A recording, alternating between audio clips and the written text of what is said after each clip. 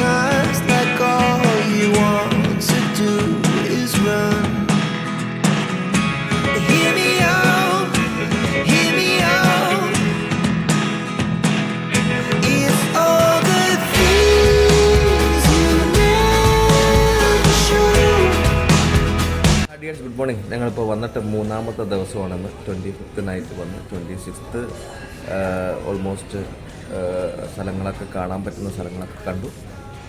27th Saturday അപ്പോൾ ഞങ്ങൾ രാവിലെ ബ്രേക്ക്ഫാസ്റ്റൊക്കെ കഴിഞ്ഞ് ഈ ഹോട്ടലിൽ തന്നെയാണ് ബ്രേക്ക്ഫാസ്റ്റും കാര്യങ്ങളൊക്കെ കോംപ്ലിമെൻ്ററി ആയിട്ട് തരുന്നത്. ഹായ് ഫ്രണ്ട്സ്, ഞങ്ങൾ രാവിലത്തെ ബ്രേക്ക്ഫാസ്റ്റും കാര്യങ്ങളൊക്കെ കഴിച്ചതിന് ശേഷം ദുബായിയുടെ അടുത്ത വിസ്മയ കാഴ്ചകൾ കാണാൻ വേണ്ടി പോകാൻ തീരുമാനിച്ചിരിക്കുകയാണ്. ഇപ്പോൾ ഞങ്ങളുള്ളത് ഹാംപ്ടൺ ബൈ ഹിൽട്ടൺ എന്ന് പറഞ്ഞ അൽക്യൂസിസ് ഉള്ളൊരു ഹോട്ടലിലാണ്.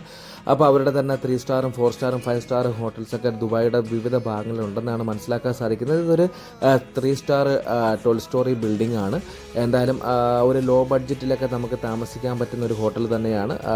ഒരുപാട് ആൾക്കാർ, ലോകത്തിൻ്റെ വിവിധ ഭാഗങ്ങളിലുള്ള ആൾക്കാർ ഈ ടൂർ പാക്കേജുമായി ബന്ധപ്പെട്ട് അല്ലെങ്കിൽ ടൂർ പാക്കേജ് വഴി വരുന്ന ആൾക്കാർ ഒരുപാട് പേര് ഇതിൽ താമസിക്കുന്നുണ്ടെന്ന് മനസ്സിലാക്കാൻ സാധിക്കുന്നുണ്ട്. കാര്യം ഞങ്ങൾ ലോബിയിൽ ഇരിക്കുന്ന സമയത്ത് തന്നെ ഒരുപാട് ടൂർ ഗൈഡുകൾ വന്ന് അവരെ കൊണ്ടുപോവുകയും അവരെ ബസ്സിലൊക്കെ കൊണ്ടുപോകുന്ന കാഴ്ചകൾ കാണാറുണ്ട്. എന്തായാലും ഞങ്ങൾ ബ്രേക്ക്ഫാസ്റ്റും കാര്യങ്ങളൊക്കെ കഴിച്ച് ലോബിയിൽ വെയിറ്റ് ചെയ്യുകയാണ്. ഇത് അൽക്യൂസിസ് എന്ന് പറയുന്ന സ്ഥലത്താണ്. ഇവരെ ഹാംപ്ടൺ ബൈ ഹിൽട്ടൻ്റെ ഒരുപാട് ഹോട്ടൽസ് ഈ ദുബായിയുടെ പല ഭാഗങ്ങളിലൊക്കെ ഉണ്ടെന്ന് നമുക്ക് ഗൂഗിൾ വഴി ചെക്ക് ചെയ്തപ്പോൾ മനസ്സിലാക്കാൻ സാധിച്ചു. എന്തായാലും ഇത് ഒരു ലോ ബഡ്ജറ്റിലുള്ള ഒരു 3 സ്റ്റാർ ഹോട്ടൽ തന്നെയാണ്. എന്തായാലും ബ്രേക്ക്ഫാസ്റ്റും കാര്യങ്ങളൊക്കെ കഴിച്ചതിന് ശേഷം ഞങ്ങൾ ഇന്ന് ദുബായിയുടെ വിസ്മയ കാഴ്ചകൾ കാണാൻ വേണ്ടി പോകുകയാണ്. ഇന്ന് മെട്രോയിലോ അല്ലെങ്കിൽ മോണോറോയിലോ അല്ലെങ്കിൽ ട്രാംസിലോ ഒന്നും അല്ല പോകുന്നത്. എൻ്റെ ഒരു സുഹൃത്തായ സനിൽ ആണ് ഇന്ന് നമ്മളെ ഗൈഡ് ചെയ്യുന്നത്. അദ്ദേഹത്തെ പരിചയപ്പെട്ടത് ബഹറിലൊരു ജോബിൻ്റെ ആവശ്യത്തിന് വന്ന സമയത്ത് ഏകദേശം ഒരു 10 കൊല്ലത്തോളമായി അദ്ദേഹമായിട്ടുള്ളൊരു ബന്ധം, ഒരു സുഹൃത്ത് ബന്ധം കീപ്പ് ചെയ്യാൻ തുടങ്ങിയിട്ട് നാട്ടിൽ പരുമല എന്ന് പറയുന്നൊരു സ്ഥലത്താണ്. എന്തായാലും സനിൽ വന്ന് നമ്മളെ പിക്ക് ചെയ്ത് ആദ്യം തന്നെ ദുബായ് ഫ്രെയിം കാണാൻ വേണ്ടിയാണ് പോകുന്നത്. ദുബായ് ഫ്രെയിമിൻ്റെ കാഴ്ചകളാണ് ഇന്നത്തെ വീഡിയോ കൂടെ കാണിക്കാൻ പോകുന്നത്. ഈ വീഡിയോ കൂടെ കാണിക്കാൻ പോകുന്നത്. തീർച്ചയായിട്ടും നിങ്ങൾക്ക് വീഡിയോ ഇഷ്ടപ്പെടുമെങ്കിൽ ലൈക്ക് ചെയ്യുക, ഷെയർ ചെയ്യുക, ചാനൽ സബ്സ്ക്രൈബ് ചെയ്യുക. എന്തായാലും നമുക്ക് സനിലിനെയും ദുബായ് ഫ്രെയിമിനെയൊക്കെ നമുക്ക് പരിചയപ്പെടാം. ഇതാണ് നമ്മൾ പറഞ്ഞ സനിൽ. വർഷങ്ങൾക്ക് മുന്നേ ഒരു ജോബുമായി ബന്ധപ്പെട്ട് അൽജാബറിലുള്ള അൽ ജസീറയിൽ വന്നതാണ്. അങ്ങോട്ടുള്ളൊരു സുഹൃത്ത് ബന്ധമാണ്. നാട്ടിൽ മാവേലിക്കര പരുമല അല്ലേ, കല്ലുമല. പുള്ളിയാണ് നമുക്ക് ദുബായിലേക്ക് വരാനുള്ളൊരു പ്രചോദനം തന്നത്. വരാനായിട്ടിരുന്നതാണ്. പക്ഷേ ഫുൾ സപ്പോർട്ടും ഇവിടുത്തെ ലോക്കൽ സപ്പോർട്ടും ഗൈഡൻസും ഒരു ഗൈഡ് കണക്ക് ഫോണിൽ കൂടെ നമ്മളെ ഇന്നലത്തെ പരിപാടികൾ മൊത്തം കോർഡിനേറ്റ് ചെയ്തു. ഇന്നിപ്പോൾ നമ്മളെ ദുബായ് ഫ്രെയിം ഉണ്ടാക്കുന്ന സമയമില്ലാത്ത സമയത്ത് ഓടി വന്നതാണ്. ഇപ്പം പുള്ളിയെ പരിചയപ്പെട്ടല്ലോ. ഒരു ഹായ് പറഞ്ഞാലേ. ഹായ്.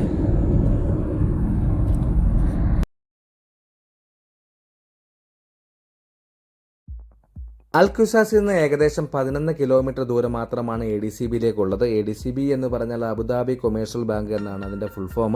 അപ്പോൾ ഈ സ്ഥലത്താണ് ലോകത്തിൻ്റെ വളരെ ഫേമസ് ആയിട്ടുള്ള ദി ഫ്രെയിം, ദുബായ് ഫ്രെയിം സ്ഥിതി ചെയ്യുന്നത്. അപ്പോൾ ദുബായ് ഫ്രെയിമിൻ്റെ വിസ്മയ കാഴ്ചകൾ കാണുവാൻ വേണ്ടിയിട്ടാണ് ഞങ്ങളിപ്പോൾ സനിലിനൊപ്പം പോയിക്കൊണ്ടിരിക്കുന്നത്.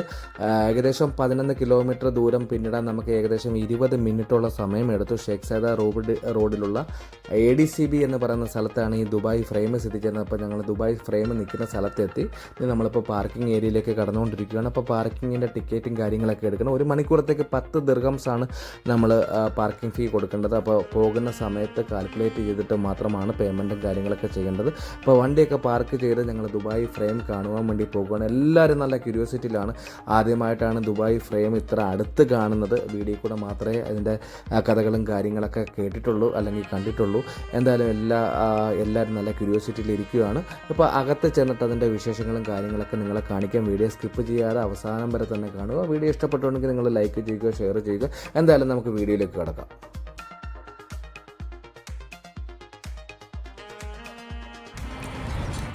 Dears good morning. ഞങ്ങൾ 2ാമത്തെ ദിവസത്തെ യാത്രയിലാണ്. ഇപ്പോൾ നിൽക്കുന്നത് ദുബായിൽ വളരെ ഫേമസ് ആയിട്ടുള്ള ഒരു സ്ഥലത്താണ്. ദുബായ് ഫ്രെയിം എന്ന് പറയും. ഇതിൻ്റെ മുകളിൽ കയറി കഴിഞ്ഞാൽ നമുക്ക് ഒരു സൈഡ് ഓൾഡ് ദുബായും മറ്റൊരു സൈഡ് ന്യൂ ദുബായ് ആണ് കാണുന്നത്. അപ്പോൾ എന്തായാലും ഒരുപാട് ആൾക്കാർ ഇവിടെ വിസിറ്റ് ചെയ്യുന്നുണ്ട്.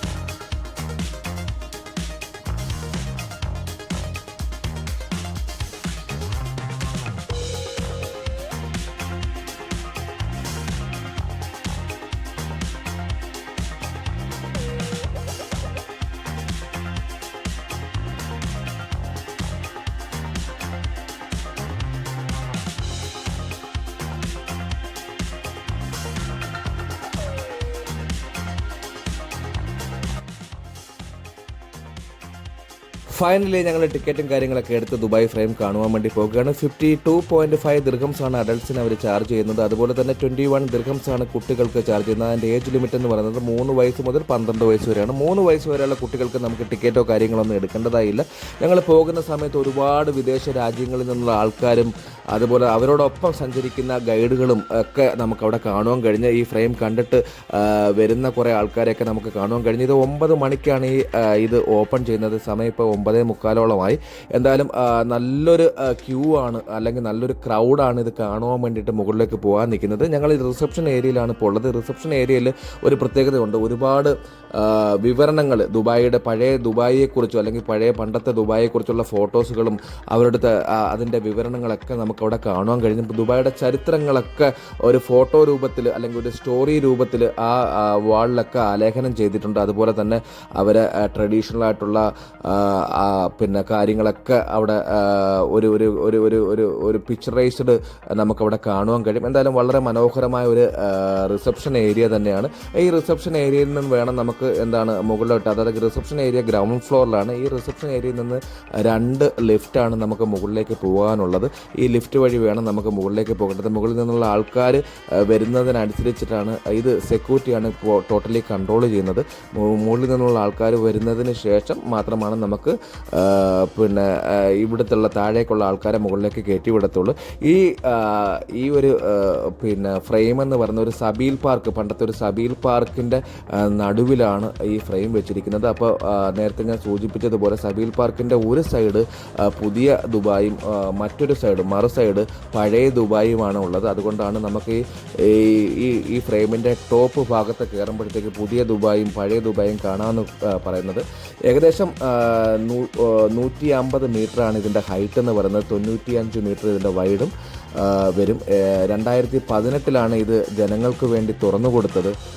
48 ഫ്ലോറുകളാണ് ഉള്ളത്. ഈ 48 ഫ്ലോറുകൾ എത്താൻ വേണ്ടി നമുക്ക് ഏകദേശം 78 സെക്കൻഡ് മാത്രമാണുള്ളത്.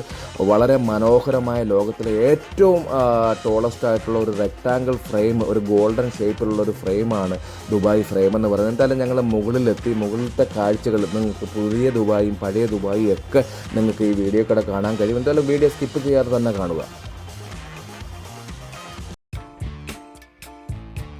സബീൽ പാർക്കിൻ്റെ മധ്യഭാഗത്തായിട്ടാണ് ലോകത്തിലെ ഏറ്റവും വലിയ ഫ്രെയിം എന്നറിയപ്പെടുന്ന ദുബായ് ഫ്രെയിം പണി കഴിപ്പിച്ചിട്ടുള്ളത്. ഇതിൻ്റെ ഒരു സൈഡിലേക്ക് നോക്കുമ്പോൾ ലോകത്തിലെ ഏറ്റവും വലിയ വിസ്മയ കാഴ്ചയായ ബുർജ് ഖലീഫയും അതുപോലെ തന്നെ ഗിന്നസ് റെക്കോർഡ് നേടിയ കാൻറ്റിലിവർ ബിൽഡിംഗ് ഒക്കെ നമുക്ക് കാണുവാൻ കഴിയും. എന്തായാലും ഇത് വലിയൊരു ലക്ഷറി ഏരിയ തന്നെയാണ്. മനോഹരമായ ദൃശ്യങ്ങളാണ് നമുക്ക് ഇതിൻ്റെ മുകളിൽ നിന്ന് കാണുവാൻ കഴിയുന്നത്. 2000 ടണ്ണോളം സ്റ്റീലാണ് ഇതിൻ്റെ നിർമ്മാണത്തിന് വേണ്ടി യൂസ് ചെയ്തിരിക്കുന്നത്. 2900 സ്ക്വയർ മീറ്റർ ലാമിനേറ്റഡ് ഗ്ലാസ് കൊണ്ടാണ് ഇതിൻ്റെ സർഫേസ്, ഇതിൻ്റെ ഔട്ട്സൈഡ് ഇത് കവർ ചെയ്തിരിക്കുന്നത്. അതുപോലെ തന്നെ 15,000 square metre gold panel PVD cladding കൊണ്ടാണ് ഇതിൻ്റെ ഈ ഗ്ലാസ്സിന് പുറത്തുള്ള സർഫേസ് ഫിക്സ് ചെയ്തിരിക്കുന്നത്. അത്രയും മനോഹരമായ ഒരു ദൃശ്യം തന്നെയാണ് നമുക്ക് കാണുവാൻ കഴിയുന്നത്.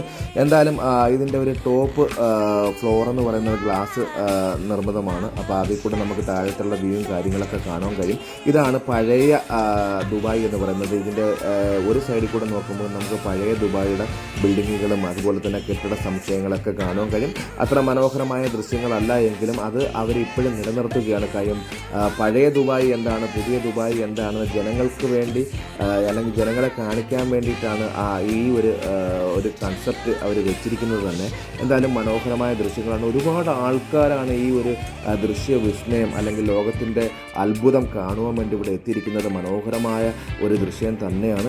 എന്തായാലും സമയം ഏകദേശം 11:30 മണിയോളം, ഏകദേശം 1 മണിക്കൂറോളം ഞങ്ങൾ ഇതിനുള്ളിൽ തന്നെ സ്പെൻഡ് ചെയ്തു. ഇതൊക്കെ കണ്ട് ഞങ്ങൾ താഴേക്ക് പോകാൻ വേണ്ടി ഇറങ്ങാൻ തീരുമാനിച്ചിരിക്കുകയാണ്.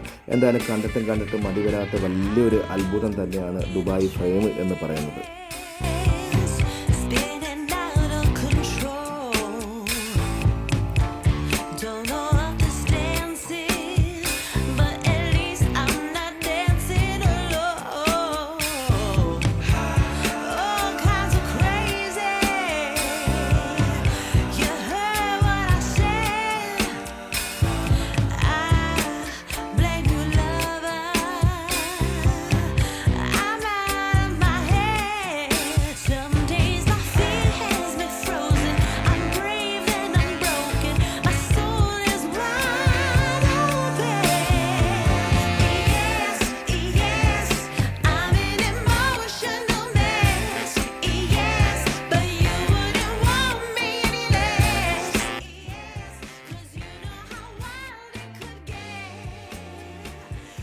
ദുബായ് ഫ്രെയിമിൻ്റെ കാഴ്ചകളൊക്കെ കണ്ടതിന് ശേഷം ഞങ്ങൾ താഴേക്ക് പോവുകയാണ്. 48 ഫ്ലോർസാണ് ഉള്ളത്. 78 സെക്കൻഡാണ് സമയം നമുക്കിത് താഴെ എത്താൻ വേണ്ടി എടുക്കുന്നത്. എന്തായാലും ദുബായ് ഫ്രെയിമിൻ്റെ മാക്സിമം കാഴ്ചകൾ, പുതിയ ദുബായും പഴയ ദുബായും അതുപോലെ തന്നെ ഇതിൻ്റെ കൺസ്ട്രക്ഷൻ ഡീറ്റെയിൽസും ഓപ്പണിംഗ് ടൈമും കാര്യങ്ങളൊക്കെ നിങ്ങൾക്ക് ഇതിൽ ഞാൻ വിവരിച്ച് തന്നിട്ടുണ്ട്. തീർച്ചയായിട്ടും നിങ്ങൾക്ക് വീഡിയോ ഇഷ്ടപ്പെടുമെന്ന് വിചാരിക്കുന്നു. ഇഷ്ടപ്പെടുമെങ്കിൽ നിങ്ങളുടെ ഫ്രണ്ട്സിൻ്റെ സർക്കിളിലേക്കൊക്കെ ഈ വീഡിയോ ഷെയർ ചെയ്യുക, ലൈക്ക് ചെയ്യുക. എന്തെങ്കിലും രീതിയിലുള്ള കമൻറ്റോ കാര്യങ്ങളൊക്കെ ഉണ്ടെങ്കിൽ നിങ്ങൾക്ക് ചോദിക്കാവുന്നതാണ്. അപ്പോൾ തീർച്ചയായിട്ടും അത് കാണുമെങ്കിൽ അതിന് റെസ്പോണ്ട് ചെയ്യുന്നതായിരിക്കും. ദുബായിയുടെ മറ്റൊരു വിസ്മയ കാഴ്ചയുമായി അല്ലെങ്കിൽ ദുബായിയുടെ മറ്റൊരു കാഴ്ചയുമായി നിങ്ങളുടെ മുന്നിലേക്ക് വീണ്ടും മറ്റൊരു വീഡിയോയുമായി എത്തുന്നതായിരിക്കും. അതുവരെ ഗുഡ് ബൈ.